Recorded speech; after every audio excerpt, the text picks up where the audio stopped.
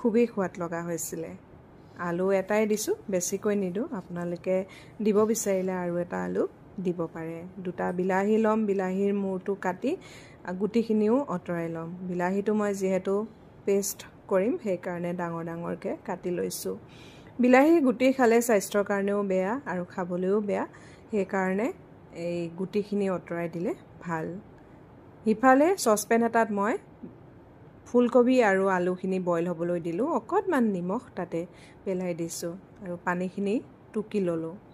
মাছ fry কৰা কেৰাহীখনতে অকণমান হালধি দিলো হালধি দি এতিয়া ফুলকবি আৰু আলুখিনি ফ্ৰাই কৰি লম ধুনীয়াকৈ ৰঙা হোৱাকৈ ফ্ৰাই কৰি লম আৰু এইখিনি ফ্ৰাই হয় মানে এখন কেৰাহী পাতি ললো তাতে মিঠাতেল গৰম হ'ল আৰু জিৰা কেটেমান দি দিছো পিয়াজ এটাও সৰু সৰুকৈ কাটি দি দিছো জুখমতে দিলো হালধি আৰু এতিয়া গুটেইখিনি ধুনীয়াকৈ সিজাই লম আৰু নহৰু আদা অকণমান পিচি পেলাই দি দিছো এয়া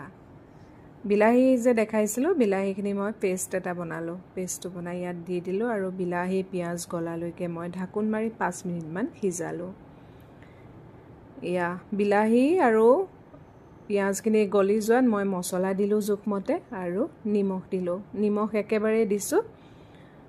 এয়া নিমখটো দিউতে চাব যেহেতু বইল কৰোটো নিমখ দিয়া হৈছিলে ফুলকবি আৰু দুটা জলকীয়া দিলো বিলাহী আৰু পিয়াজখিনি গলি মছলা হোৱাত তাৰ ওপৰত ফুলকবি আৰু আলুখিনি দি দিলো আলু আৰু ফুলকবি যেহেতু সিজিয়ে আছে গতিকে সমস্যা নাই বিলাহী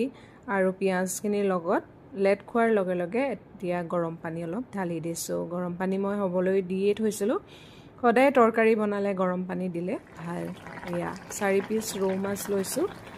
ৰৌ মাছ দি পেলাই 15-20 মিনিট মান উতলাই একেবাৰে শেষত ধনিয়াৰে পৰিবেশন কৰিলো লগতে অকণমান গুলনেমু আছিলে গুলনেমু অকণমান চেপি দিছো গুলনেমুৰ গোন্ধটো যে ইমান ধুনীয়া গতিকে মাছৰ তৰকাৰীখনো খাবলৈ বৰ ধুনীয়া হৈছিলে আৰু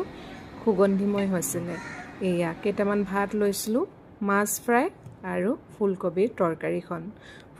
তৰকাৰীখন খাবলৈ হসাকৈ ভাল লাগিলে বতৰৰ প্ৰথম ফুলকবি আৰু মাছৰ লগত এনেকৈ বনালো এয়া ভিডিওটো ভাল পালে যদি লাইক কমেন্ট আৰু শেয়াৰ কৰিবলৈ নাপাহৰিব আৰু আপোনালোকৰ মৰমে এই কামবিলাক কৰিবলৈ খুব আগ্ৰহিত কৰে উৎসাহ দিয়ে বাৰু আজিলৈ আহো বাই বাই